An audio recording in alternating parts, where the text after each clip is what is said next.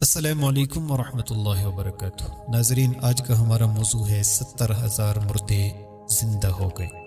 یہ حضرت اسقیل علیہ السلام کی قوم کا ایک بڑا ہی عبرت خیز اور انتہائی نصیحت آمیز واقعہ ہے، جس کو خداوند قدوس نے قرآن مجید کی سورہ بقرہ میں بیان فرمایا ہے۔ حضرت اسقیل علیہ السلام کون تھے؟ یہ حضرت موسیٰ علیہ السلام کے تیسرے خلیفہ ہیں جو منصب نبوت پر سرفراز کیے گئے۔ حضرت موسیٰ علیہ السلام کی وفات اقدس کے بعد آپ کے خلیفہ اول حضرت یوشع بن نون علیہ السلام ہوئے، جن کو اللہ تعالیٰ نے نبوت عطا فرمائی۔ ان کے بعد حضرت کالب بن یوحنا علیہ السلام حضرت موسیٰ علیہ السلام کی خلافت سے سرفراز ہو کر مرتبہ نبوت پر فائز ہوئے۔ پھر ان کے بعد حضرت حزقیل علیہ السلام حضرت موسیٰ علیہ السلام کے جانشین اور نبی ہوئے۔ حضرت اسقیل علیہ السلام کا لقب ابن العجوز، بڑھیا کے بیٹے ہیں، اور آپ ذوالکفل بھی کہلاتے ہیں۔ ابن العجوز کہلانے کی وجہ یہ ہے کہ یہ اس وقت پیدا ہوئے تھے جب ان کی والدہ ماجدہ بہت بوڑھی ہو چکی تھی، اور آپ کا لقب ذوالکفل اس لیے ہوا کہ آپ نے اپنی کفالت میں لے کر 70 انبیاء کرام کو قتل سے بچا لیا تھا، جن کے قتل پر یہودی قوم آمادہ ہو گئی تھی۔ پھر یہ خود بھی خدا کے فضل و کرم سے یہودیوں کے تلوار سے بچ گئے اور برسوں زندہ رہ کر اپنی قوم کو ہدایت فرماتے رہے۔ تفسیر الصاوی جلد نمبر 1 صفحہ نمبر 306، پارہ نمبر 2 سورۃ البقرہ آیت نمبر 243۔ مردوں کے زندہ ہونے کا واقعہ۔ اس کا واقعہ یہ ہے کہ بنی اسرائیل کی ایک جماعت جو حضرت اسقیل علیہ السلام کے شہر میں رہتی تھی، شہر میں طاعون کی وبا پھیل جانے سے ان لوگوں پر موت کا خوف سوار ہو، اور یہ لوگ موت کے ڈر سے سب کے سب شہر چھوڑ کر ایک جنگل میں بھاگ گئے اور وہیں رہنے لگے۔ تو اللہ تعالیٰ نے ان لوگوں کی یہ حرکت بہت زیادہ ناپسند ہوئی، چنانچہ اللہ تعالیٰ نے ایک عذاب کے فرشتے کو اس جنگل میں بھیج دیا، جس نے ایک پہاڑ کے آڑ میں چھپ کر اور چیخ مار کر بلند آواز سے یہ کہہ دیا، موتو، یعنی تم سب مر جاؤ۔ اور اس مہیب اور بھیانک چیخ کو سن کر بغیر کسی بیماری کے بالکل اچانک یہ سب کے سب مر گئے، جن کی تعداد 70,000 تھی۔ ان مردوں کی تعداد اس قدر زیادہ تھی کہ لوگ ان کے کفن و دفن کا کوئی انتظام نہیں کر سکے، اور ان مردوں کی لاشیں کھلے میدان میں بے گور و کفن 8 دن تک پڑی سڑنے لگی، اور بے انتہا تعفن اور بدبو سے پورے جنگل بلکہ اس کے اطراف میں بھی بدبو پیدا ہو گئی۔ کچھ لوگ ان کی لاشوں پر رحم کھا کر چاروں طرف سے دیوار اٹھا دی تاکہ یہ لاشیں درندوں سے محفوظ رہیں۔ کچھ دنوں کے بعد حضرت اسقیل علیہ السلام کا اس جنگل میں ان لاشوں کے پاس سے گزر ہوا، تو اپنی قوم کے 70,000 انسانوں کی اس موت ناگہانی اور بے گور و کفن لاشوں کی فراوانی دیکھ کر رنج و غم سے ان کا دل بھر گیا، آپ دیدہ ہو گئے، اور باری تعالیٰ کے دربار میں دکھ بھرے دل سے گڑ گڑا کر دعا مانگنے لگے کہ یا اللہ، یہ میری قوم کے افراد تھے جو اپنی نادانی سے یہ غلطی کر بیٹھے کہ موت کے ڈر سے شہر چھوڑ کر جنگل میں آ گئے۔ یہ سب میرے شہر کے باشندے ہیں، ان لوگوں سے مجھے انس تھا، یہ لوگ میرے دکھ سکھ کے شریک تھے۔ افسوس کہ میری قوم ہلاک ہو گئی اور میں بالکل اکیلا رہ گیا۔ اے میرے رب، یہ وہ قوم تھی جو تیری حمد کرتی تھی اور تیری توحید کا اعلان کرتی تھی اور تیری کبریائی کا خطبہ پڑھتی تھی۔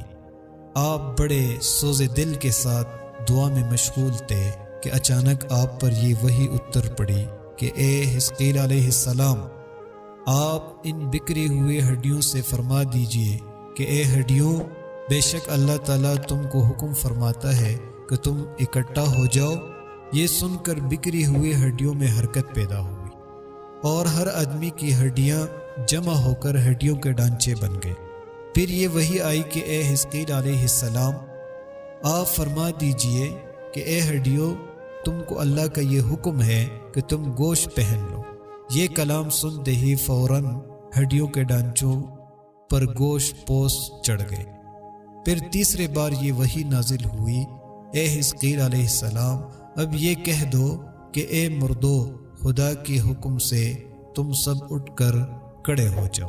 چنانچہ آپ نے یہ فرما دیا تو آپ کی زبان سے یہ جملہ نکلتے ہی 70,000 لاشیں دم زدن میں ناگہاں یہ پڑھتے ہوئے کھڑی ہو گئی کہ سبحانک اللہم وبحمدک لا الہ الا انت۔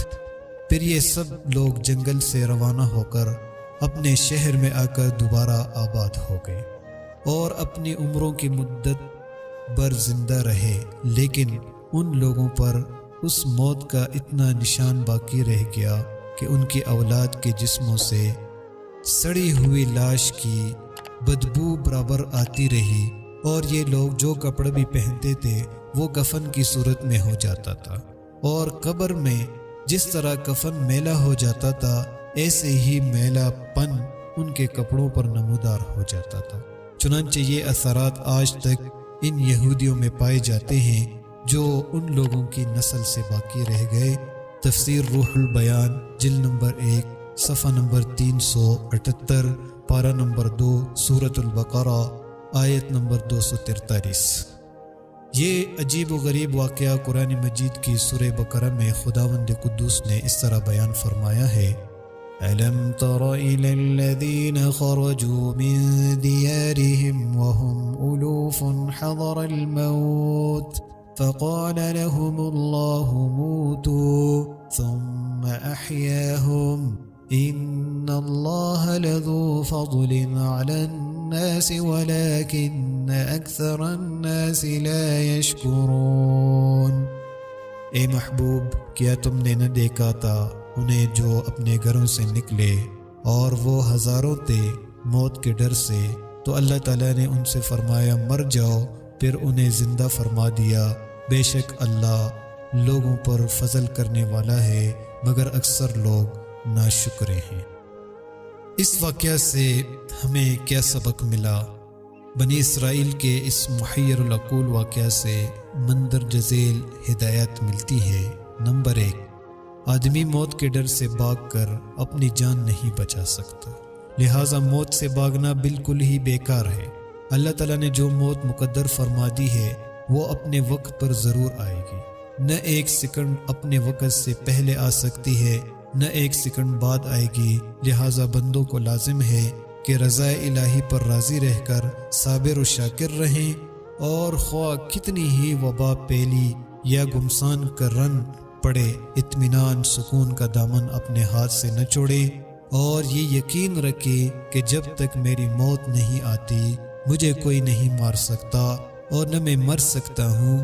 جب میرے موت آ جائے گی تو میں کچھ بھی کروں، کہیں بھی چلا جاؤں، بھاگ جاؤں یا ڈٹ کر کھڑا رہوں، میں کسی حال میں بچ نہیں سکتا۔ 2، اس آیت میں خاص طور پر مجاہدین کو ہدایت کی گئی ہے کہ جہاد سے گریز کرنا، میدان جنگ چھوڑ کر بھاگ جانا ہرگز موت کو دفع نہیں کر سکتا۔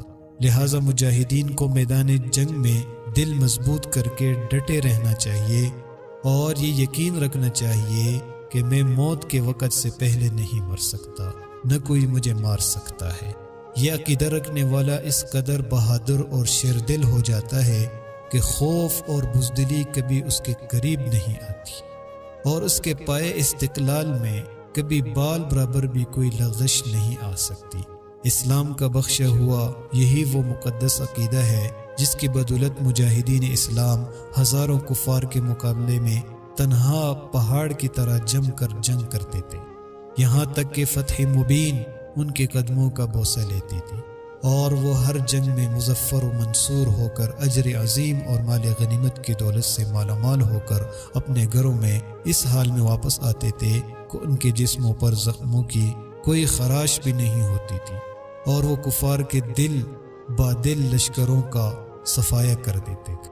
شاعر مشرق نے اس منظر کی تصویر کشی کرتے ہوئے کسی مجاہد اسلام کی زبان سے یہ ترانہ سنایا ہے: ٹل نہ سکتے تھے اگر جنگ میں اڑ جاتے تھے، پاؤں شیروں کے بھی میدان سے اکڑ جاتے تھے، حق سے سرکش ہوا کوئی تو بگڑ جاتے تھے، تیغ کیا چیز ہے، ہم توپ سے بھی لڑ جاتے تھے، نقش توحید کا ہر دل پہ بٹایا ہم نے، زیر خنجر بھی یہ پیغام سنایا ہم نے۔ کلیات اقبال بانگ درا صفحہ نمبر 164۔